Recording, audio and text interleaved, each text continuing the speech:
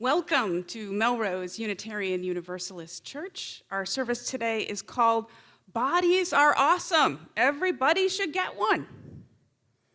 Good morning, everyone. Let's try it again. Good morning. All right, everything works better the second time around. I'm the Reverend Dr. Suzanne Intruligator. My pronouns are she and hers, and I'm delighted to be the minister of this congregation. And I am just loving this weather. Are you guys? Did you get outside yesterday? No, not you, Stefano. You didn't get outside. Maybe today. Too warm for you. Yeah, it's much cooler in Italy. I can feel the summer approaching. And with that in mind, I wanted to remind you that last year, Eric Lambiaso and the worship committee put together a whole summer of Sunday activities for us to keep us connected. And they'd love to do the same this year. They're looking for a little help in organizing these events. So if you've got a little time to help out, please contact Eric. One of our themes for this month is creativity. So I'm calling next Sunday, May 14th, Creativity Sunday. And I am inviting everyone who'd like to be part of the celebration by bringing in something that you made. A poem, a slam door, no. A poem, a plant, a prayer, a photo, a song, a quilt, something that you've made that expresses your creativity, and we'll have an old-fashioned show and tell. We'll make space in the worship to talk to one another about how creativity flows in our lives. If you've got something you want to share on the screen, if you could get it to me by Thursday, that would be really great. I'd love us to take time to celebrate all the ways that creativity comes to us and lives in us. Today, we have a special guest leading our service. The fabulous religious educator, C.B. Beal, is with us once again. Hooray for C.B. C.B. is going to help us get more grounded in our bodies and more joyfully connected to one another. After worship today, everyone is invited to stay for lunch. I brought the sandwiches. And then after that, C.B. is going to lead us in a workshop full of stories and games and silliness. Please feel welcome to join in as you like. If you can't stay for the whole thing, please come anyway. For the worship and the workshop today, we are requiring KN95 masks. If you need one, raise your hand, and the usher will be happy to bring you a fresh one. All the worship leaders today are masking, and also we've taken COVID tests just this morning. Two more announcements before we get going today, one from our clerk, Gretchen Locke, and another from our president, Jenny Grovius. Gretchen, come on up, and right after you, Jenny. Thank you.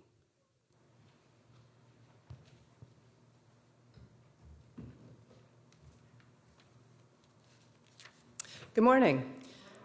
I'm Gretchen Locke. I'm the clerk of the board of the church here, and my pronouns are she and her. I wanted to make an announcement of our upcoming annual meeting, which will be on Wednesday, May 17th, from 7 to 9 p.m. here in the sanctuary, and will also be on Zoom.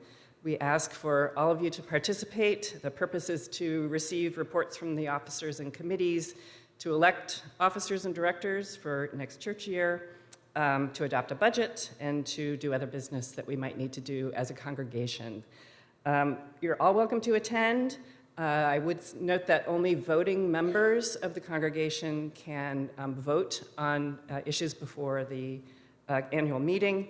If you have questions about your voting status, Nancy Nichols can help you. If you could just give a wave, Nancy, to determine your voting status. A voting member of the church has made a recorded financial contribution within a period of 24 months preceding the special meeting and prior to that special meeting by at least 30 days, which would be April 16th, 2023. So if you have any questions, you can ask me or Nancy. Thank you.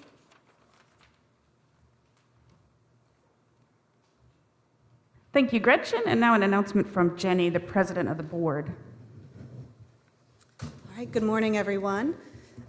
As Reverend Suzanne said, my name is Jenny Grovius. My pronouns are she, her, and hers, and I am the president of the board. And for years now, church leadership has wanted to host a congregation-wide conversation about retreats, about how and why we have them, about why we might want to change them going forward or not. We are pleased to announce that this conversation will happen soon. We have invited a trained facilitator to come here on Saturday, June 3rd, to lead us in a structured discussion process. Our goal will be not to make decisions, just to be sure that everyone has a chance to speak and that everyone will be heard. Please, whatever your opinion or experience is, we would love to have you take part. So we will provide lunch and have one circle starting at 1 p.m. If we get more than 30 people to sign up by the Sunday before, we will add a morning circle too. The sign-up link is in the midweek update, and once again, that is Saturday, June 3rd. So we hope to see you all there. Thanks, Gretchen. Thanks, Jenny. And I want to just add a quick thank you to our other helpers this morning, our usher, John Raymond, our greeter, Janice Bissix, and our coffee host, Garen Boyd and Michael O'Connor. Thank you. Without you, we couldn't do it. Now, it's time to greet one another and say good morning to our beloved community. People in the room can turn around and wave and say hi. People on Zoom, if you could turn your cameras on and let us see your beautiful faces. Good morning. Good morning. Hi. I see Dan's on his back porch enjoying the weather. James is out in the yard. Good to see you, Christine. Hi, Kathy. Good morning. Good morning. Good morning. Good morning. And now it's time for CB to call us to worship. Oops.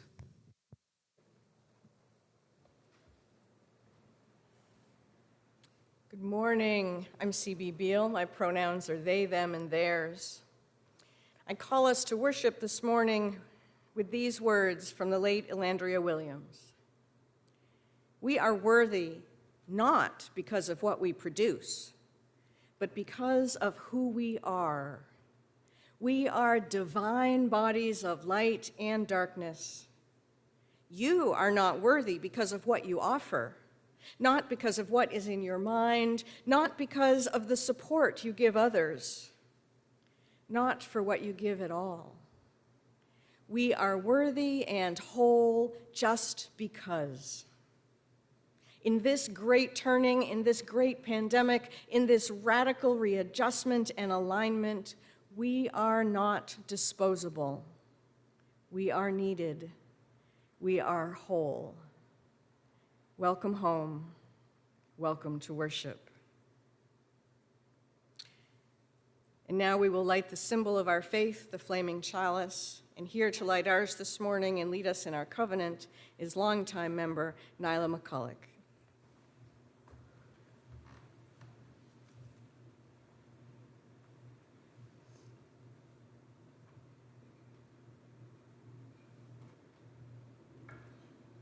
I invite you now to rise in body or in spirit and join me in the words of our covenant, which you can see on the screen.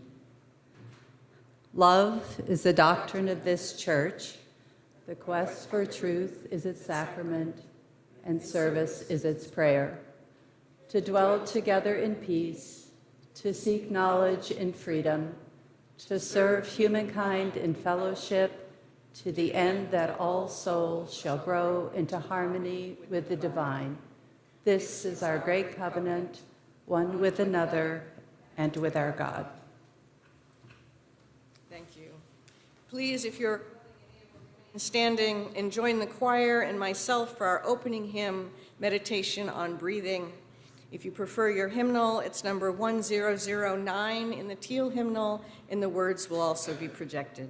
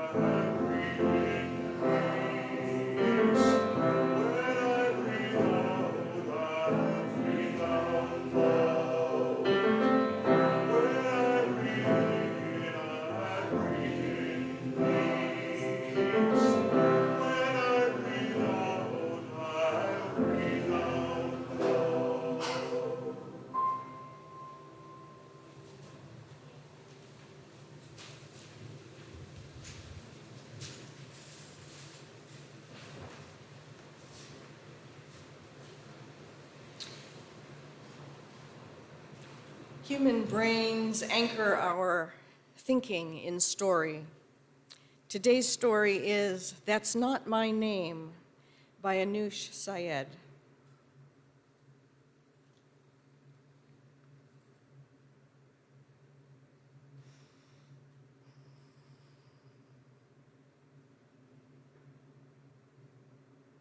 Good morning, Mirha. It was Mirha's first day of school.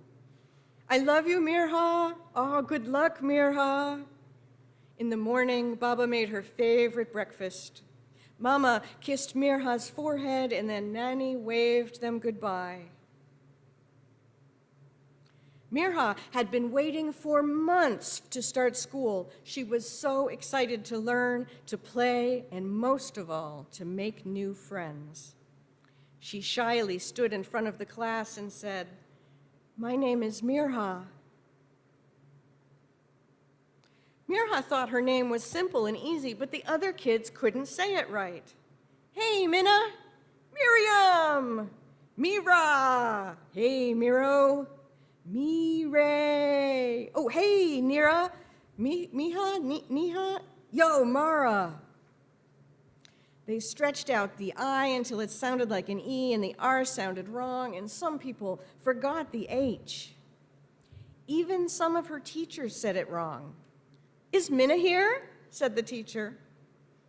Mirha didn't want to be called Minna for the rest of the year, but she was too shy to speak up and correct her teacher, so she just said quietly, here.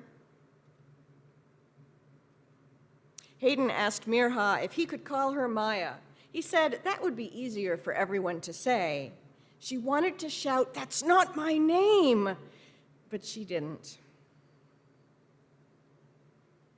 Mirha's first day had not gone as she imagined at all.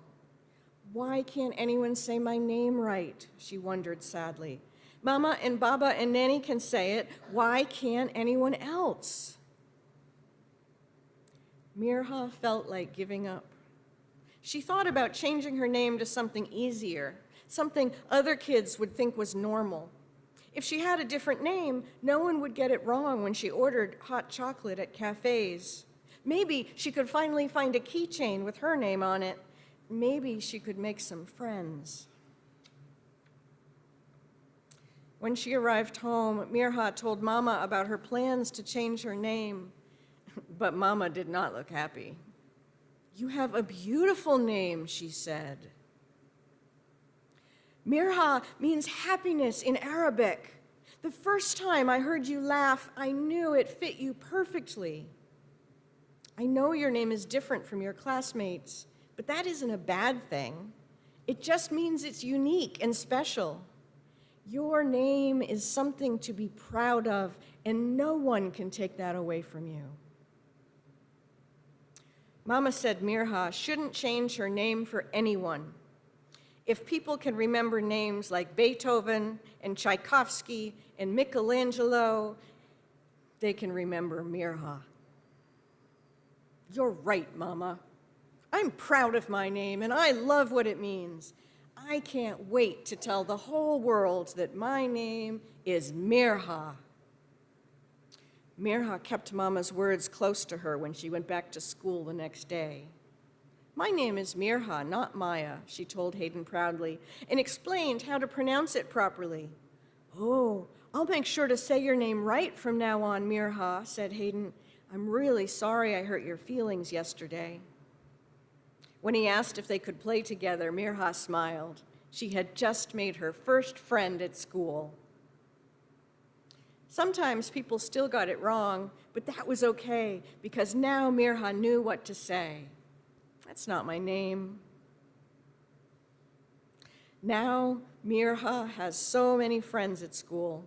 They all have unique, beautiful names, and she always makes sure to say them right. I like my name because it means little loved one, said Aiko. Jasper joined in and said he was named after his granddad. Mirha loves how different they all are, and she's excited to make even more friends. Maybe you could be my friend too.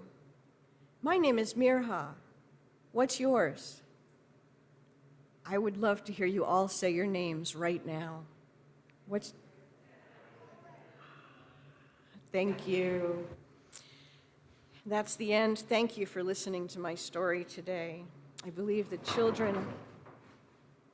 That was awesome. That was just the greatest noise ever. It may have been the greatest mouse in the wall ever. I think the children are going to leave for their RE class now.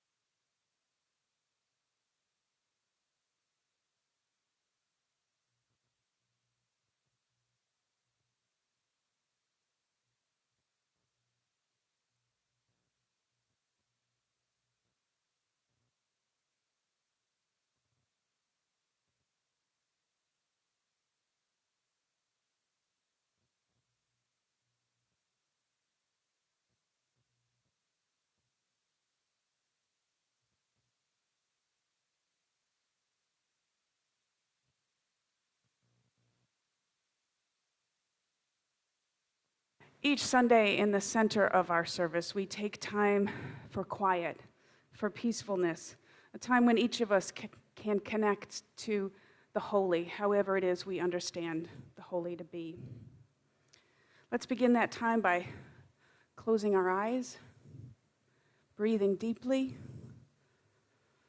getting in touch with our bodies, feeling them settle down into our seats, feeling our feet on the floor. Let's keep breathing. In our meditation time, first we'll join together in our centering song. Then we'll sit for a few minutes of shared quiet. Then we speak to one another of our joys and sorrows. Then I will lead us in a prayer. Our worship themes for May are creativity and covenant. It's a time for us to renew our ties to one another and to the energy of life blooming all around us. Our centering song for May is To See the World in a Grain of Sand, text by William Blake, music by Tom Hoynatsky. Lyrics will appear on the screen. Remain seated, join in as you like. Let the song gently guide you into our time of quiet.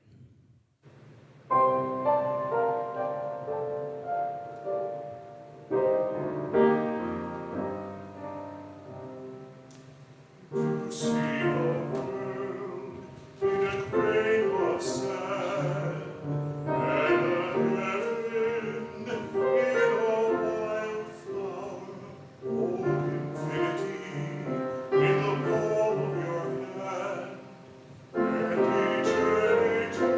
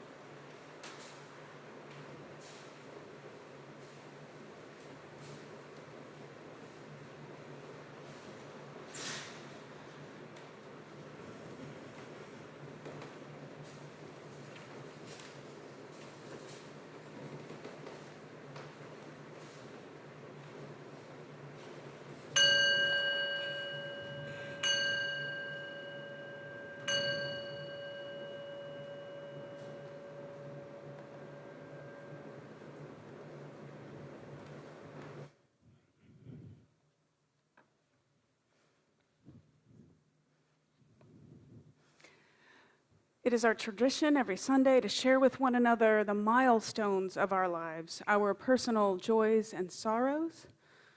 We listen to one another with kindness and openness, and the sharing knits us together as a stronger community. I invite anyone who has a sorrow to share to please come forward, speak at the microphone so everyone can hear you and see you. I invite the people on Zoom to type any sorrow you might want to share into the chat box, and I will read it aloud.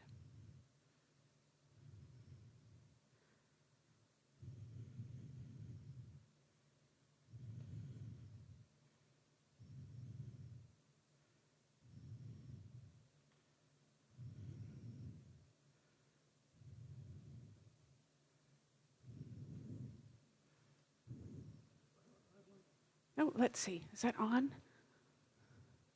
There we go. Maybe move a little forward. There you go. I'd like to start. My name is John Raymond. This is a candle of sorrow for my aunt, Maxine Price, who died last week, and for her son, my cousin Mark, who has dementia. Thanks, John. That was for John's Aunt Maxine, who died, and your cousin Mark, who has dementia. Jane? This candle is in remembrance of my mother, who passed away on Monday. We'll really miss her. Jane's mother passed away on Monday. There are no sorrows from our Zoom room. I think, here we go. John, if you would go ahead and light a candle from the chalice. I don't think that has a wick. There you go. And light a candle here for all the sorrows that we spoke and all those that are held in our hearts this morning. Let the candle be a reminder to all of us to reach out to those who are hurting in our lives with love and support. Now I want to invite anyone who has a joy to share this morning to go ahead and come forward. People on Zoom can type into the chat box.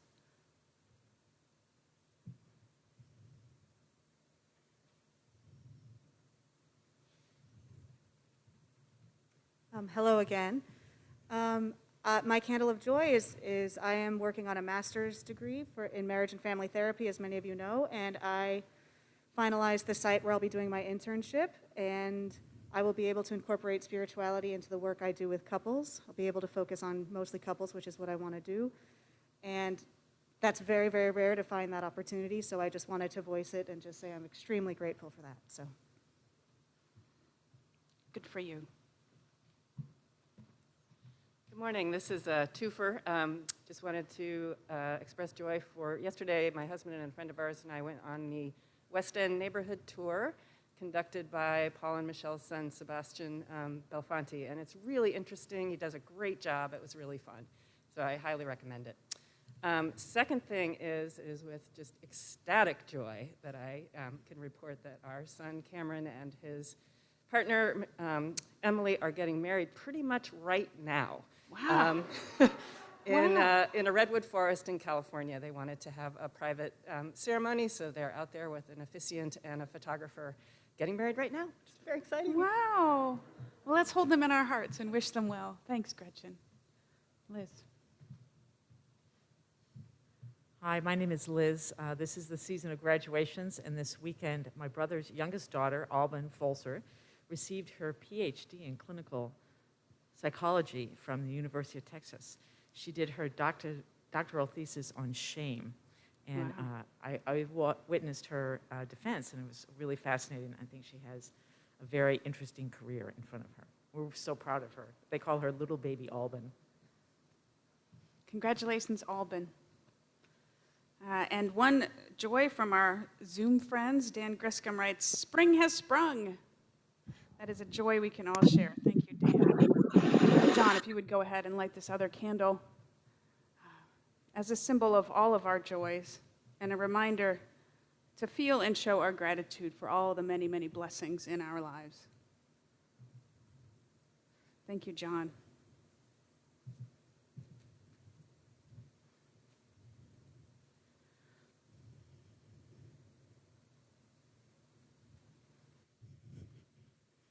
Please join me in the spirit of prayer.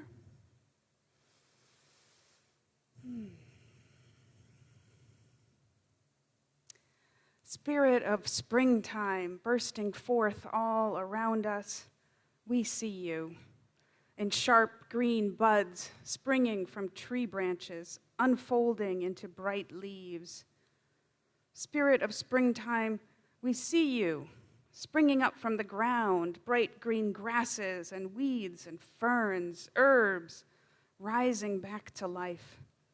Dandelions, violets, tulips, daffodils, lilacs, singing their colorful greetings. Spirit of springtime, we hear you in birds chirping all around us, rabbits hopping, geese and ducks nesting, insects stirring, rising back to life. Spirit of springtime, we feel you in the sun shining warm on our skin, in blue skies, in longer, brighter days. Spirit of springtime, we feel you stirring in our souls, calling us too, once again, to grow, to bud, to flower, to rise back to life, to delight in our breath, in our bodies, to delight simply in being alive. Spirit of springtime, we thank you for returning once again to our world, for returning us once again to green possibility and hope for renewal. Amen.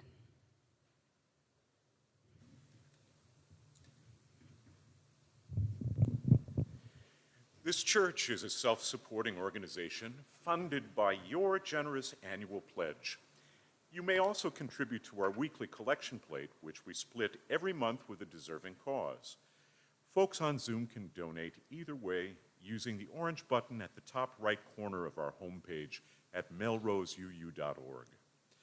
For the month of May, in honor of Religious Education Sunday on May 21st, our high school youth group has chosen our giving partner. This month, City Reach, the program for the homeless on Boston Common, will receive half our collection plate. This morning's offertory selection will be sung by Jenny Wengrovius. It's called I Am Light by India Arya. I just want to let you know that at the end of the song, I'll invite you all to sing just one round of the chorus with me, because I think most of us know this song. It's one we've done a few times at the church, and I know a lot of people love it. So I will let you know, and then we can sing part of it together. So.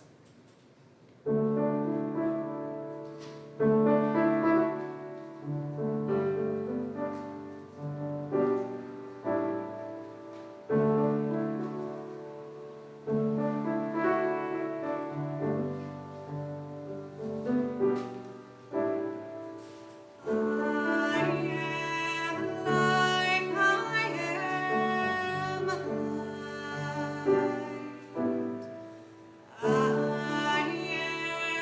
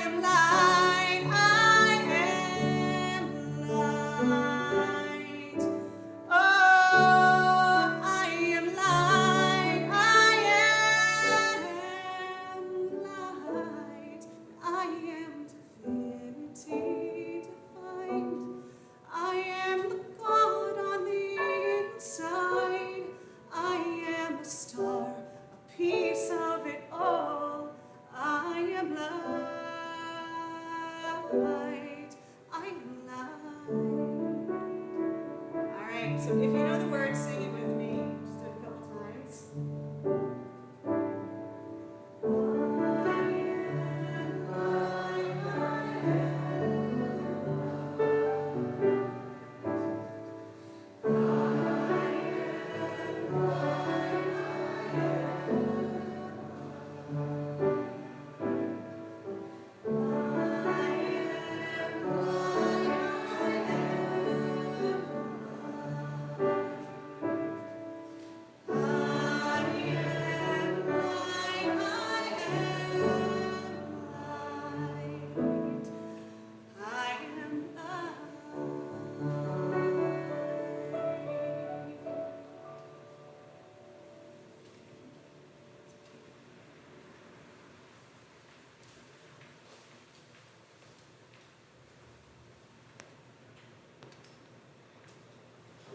Thank you, Jenny.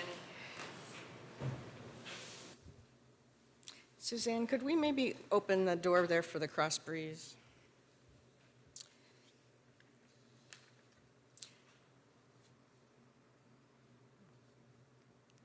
This is a reading from Reverend Julian Jamaica Soto. The magic of your palm is that, though empty, it can be filled. Look at it, all of you, look at it.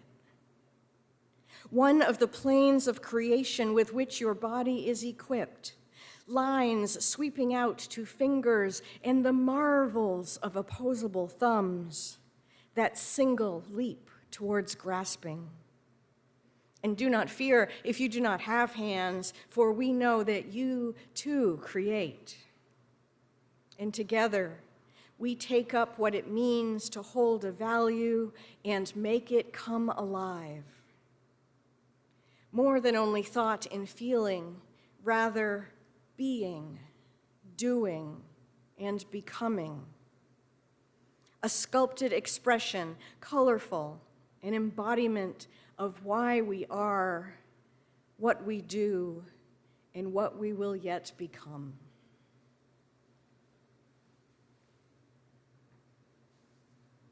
It is such a blessing to be back here among you again, looking out at so many now familiar faces, well, foreheads. A few weeks ago, I was in line at the grocery store. Now, in the olden days when I was out and about, I would do this sort of head nod of connection with masculine of center folks, people I thought might be queer and such, you know, that.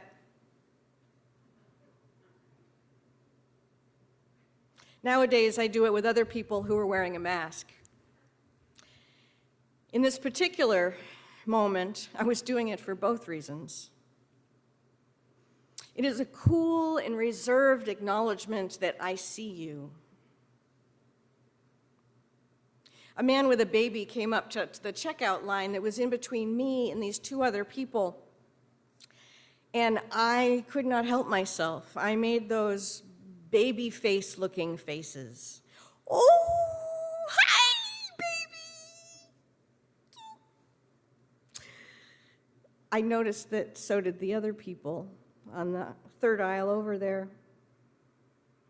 The man moved to go get one more item quickly, and the two masked people and I looked at each other, and we simultaneously went, "Oh my God, a baby!"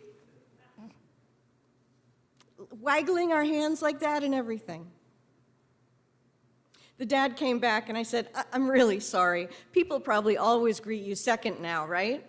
He said, "Oh, that's okay. Isn't she a beautiful baby?" We all agreed. Later that same day in the park, a tiny child, almost a toddler, it was trying so hard to toddle. It was trying to walk. Every time the child stood up, one of the parents would say, "Yay, you stood up." Then the baby would try to take a step and tip over, boom. And one of the parents would say, "Yay, you fell down, good trying." A couple of days later, I was thinking about these moments.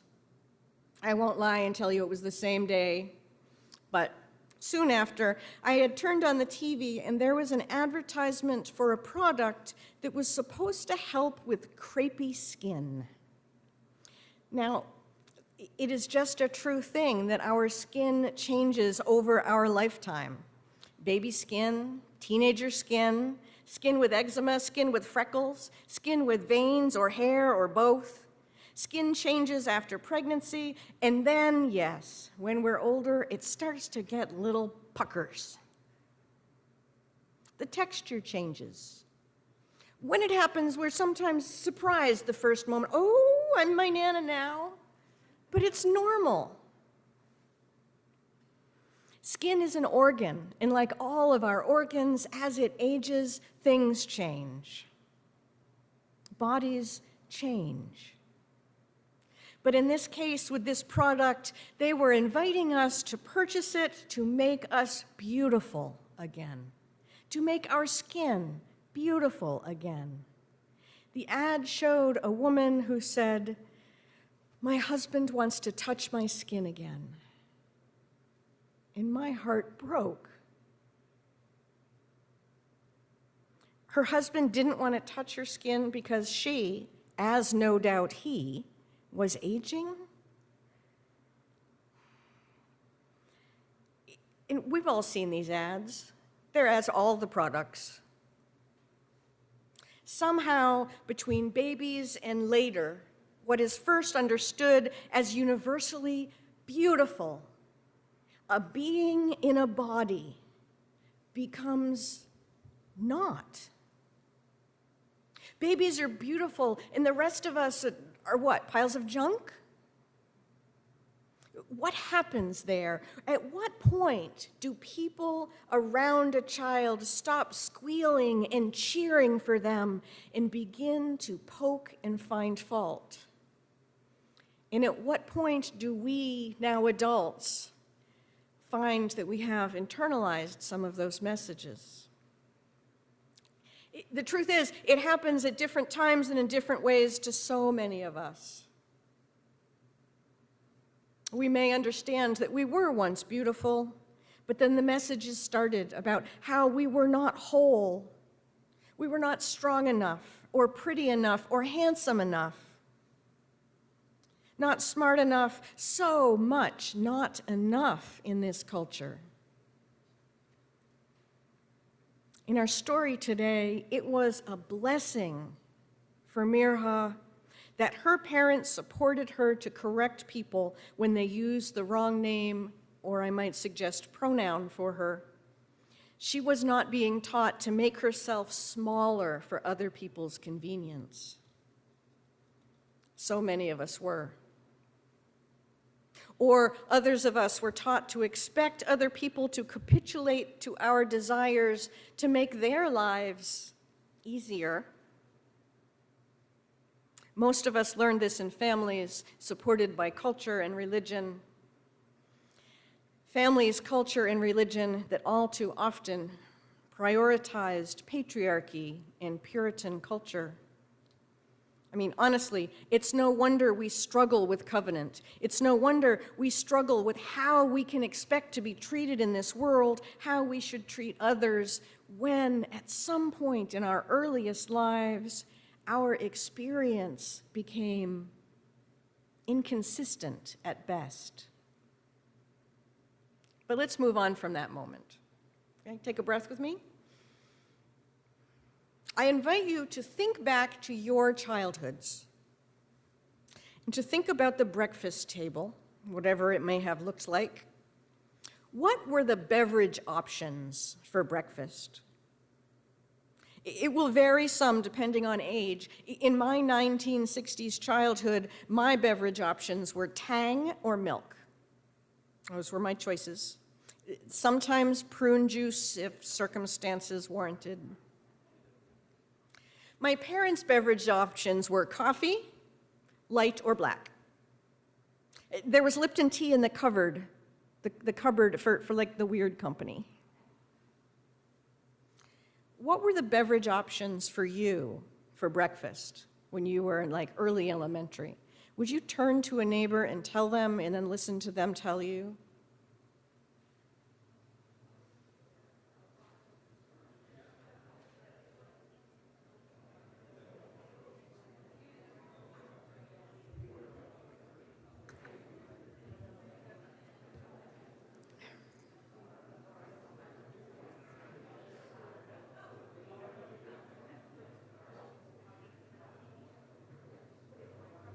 Okay, if you'll wrap up.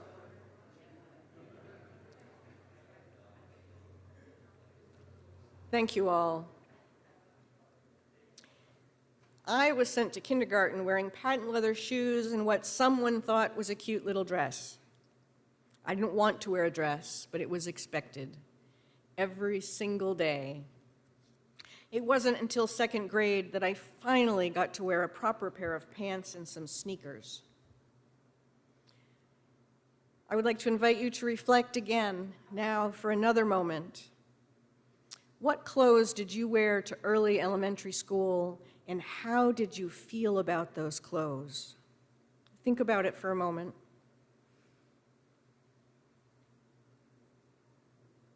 Would you again turn to a neighbor and share briefly the types of clothes you wore and how you felt? And please look around you. There's side to side, and there's also front and back, and make sure that no one is not participating unless they want to not participate.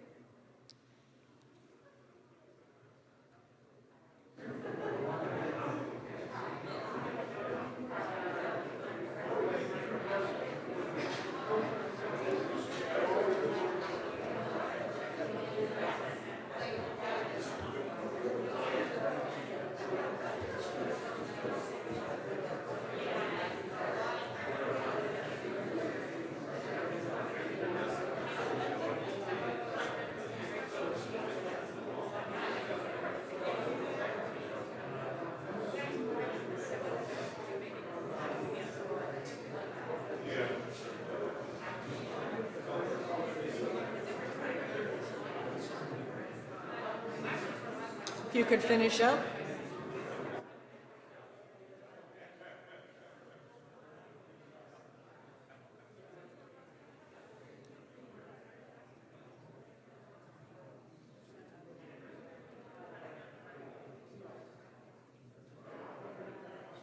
Thank you.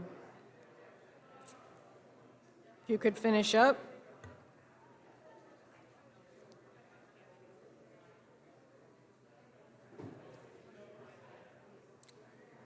Thank you. Look how excited you all got. That was fun, huh? You didn't expect that to be fun, did you? No.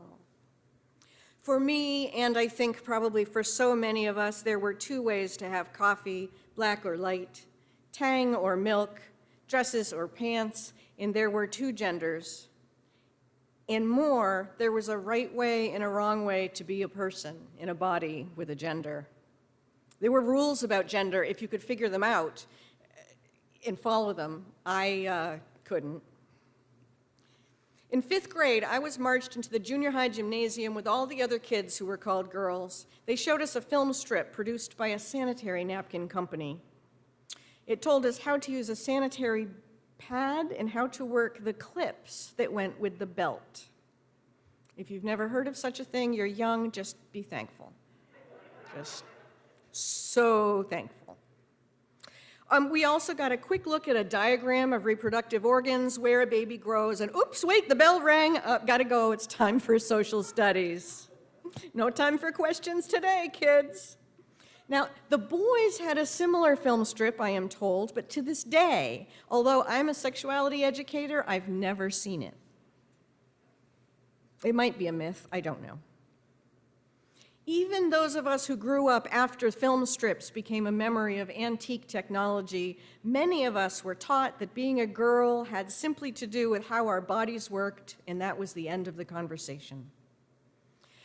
We were perhaps taught that there would be pain in menstruation, pain in sexual intercourse, pain in childhood, that being a girl meant being passive and polite in working things so that we could get what we wanted without appearing greedy,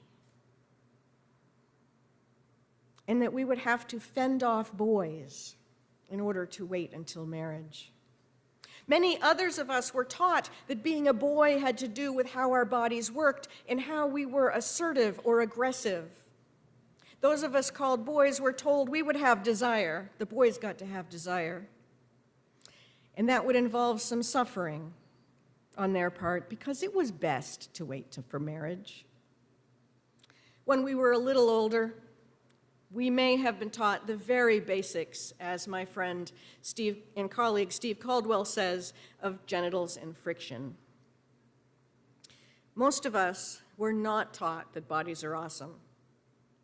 Coffee lighter black, tea for the weird company, that was it. We were not taught that we can have a half-calf macchiato with skim milk and a pump of hazelnut life. Most of us, though gratefully not all of us, were not taught at an early age about the complexity of relationships, the importance of consent over our bodies, meaningful respect, responsibility, decision-making, gender expression, and so much more. Many of us have worked hard to learn these things and have them be part of our life as adults. Right now in this country, there is a concerted, orchestrated, heavily funded attack on bodily autonomy and human difference and choice.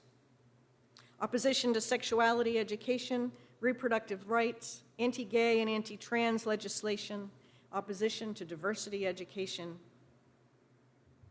Many states are trying to ban sex ed, to limit it to that film strip amount of information of my youth.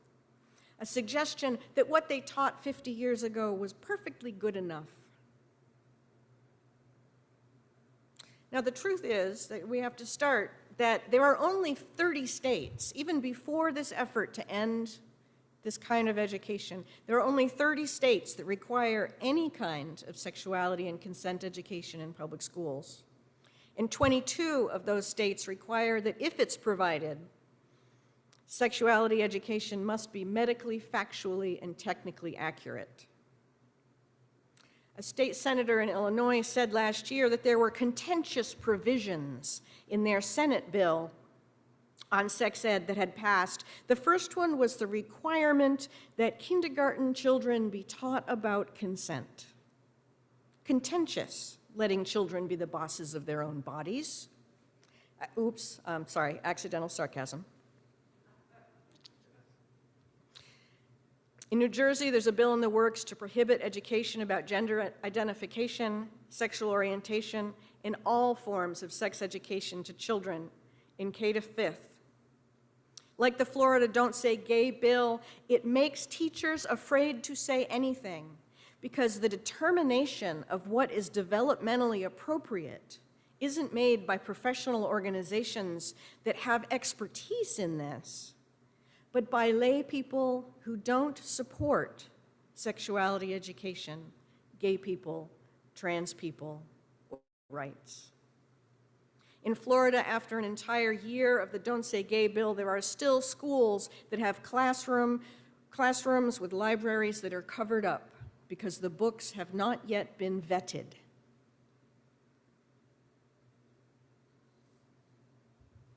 Anti-trans legislation is making it illegal in some states for people to get medical treatment. Not just kids, they like to act like we're protecting children, but in fact, all trans people. And as I was writing this, I started thinking, you know, I preach about don't believe everything you think, so maybe I should check out Massachusetts before I get to New England-y.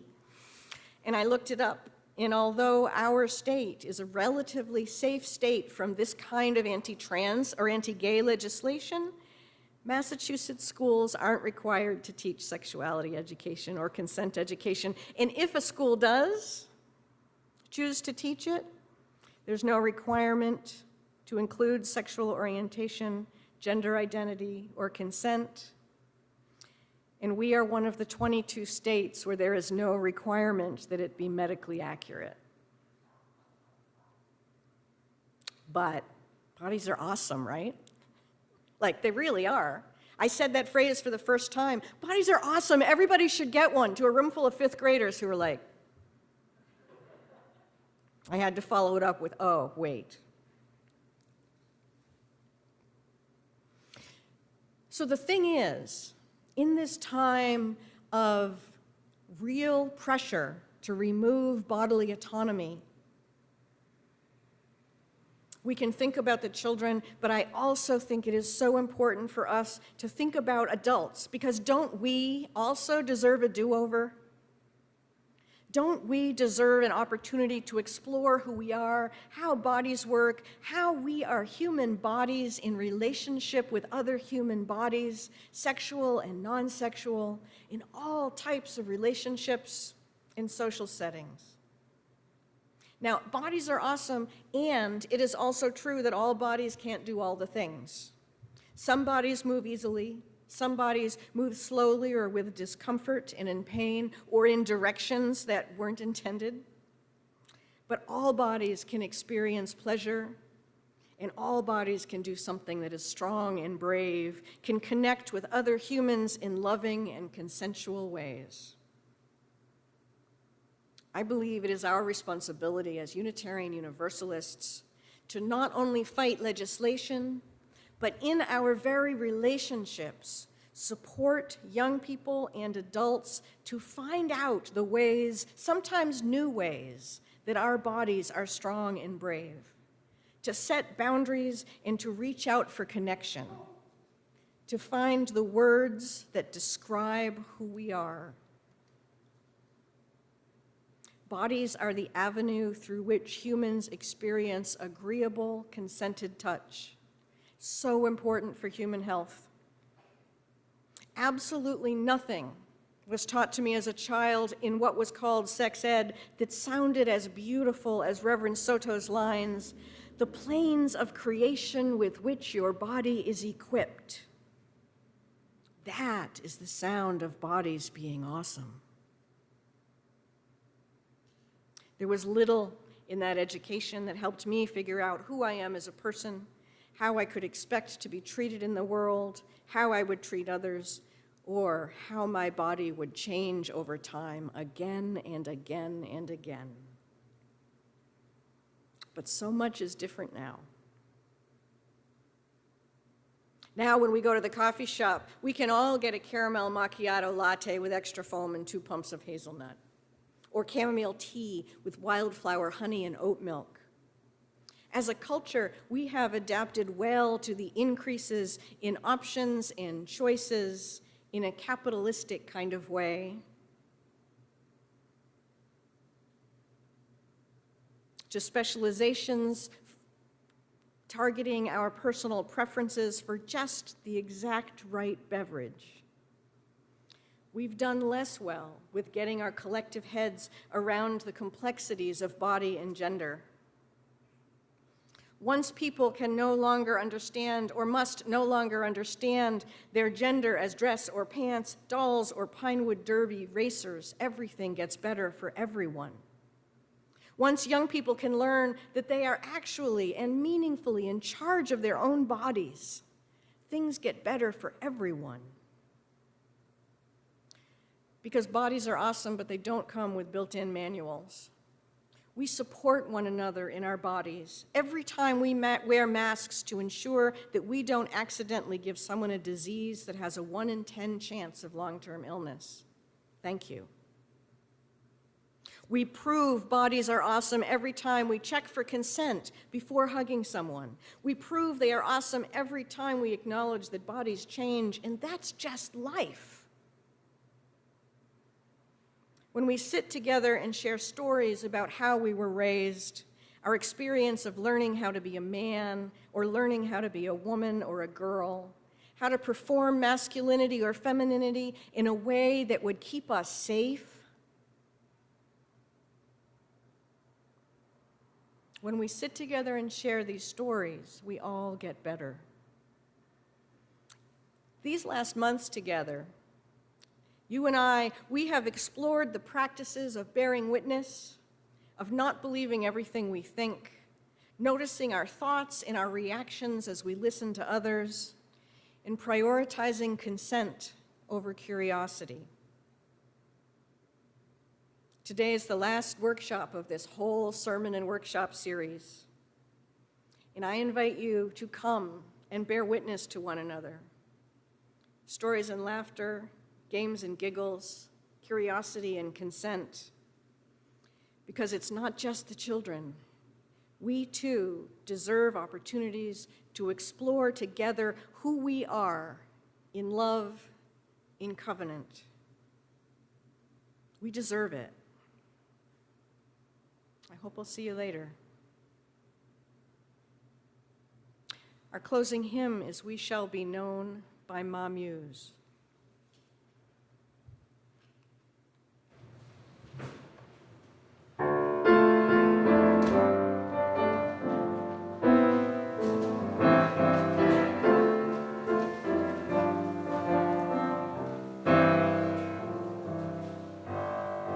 We shall be known by the company we keep, by the ones who circle round to tend these fires.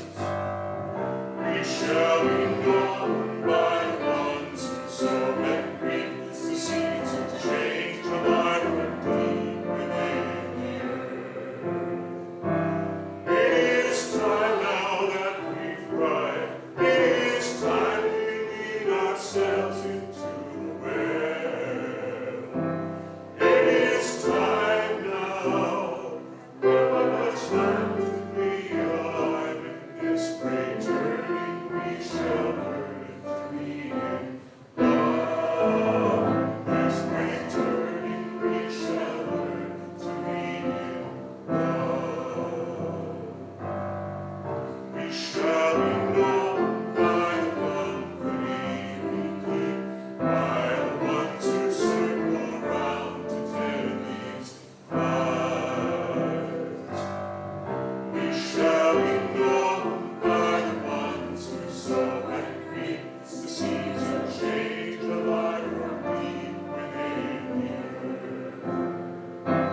It is time now that we cry. It is time we lead ourselves into a well. It is time now, and what a time to be alive in this great journey. We shall learn to be in love. In this great journey we shall learn to be in love.